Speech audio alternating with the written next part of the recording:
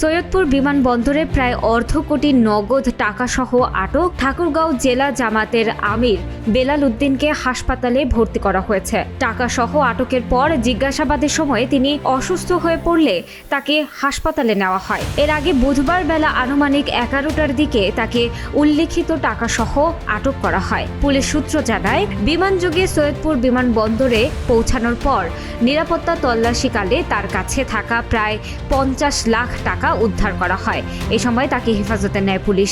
জিজ্ঞাসাবাদের সময় তিনি অসুস্থ হয়ে পড়লে অ্যাম্বুলেন্স যোগে তাকে হাসপাতালে নিয়ে যাওয়া হয়। নীলফামারী জেলা পুলিশ সুপার শেখ জাহিদুল ইসলাম বিষয়টি নিশ্চিত করে বলেন, প্রায় 50 লাখ টাকা নগদ সহ তাকে আটক করা হয়। পরে জিজ্ঞাসাবাদের সময় তিনি অসুস্থ হয়ে পড়লে হাসপাতালে পাঠানো হয়।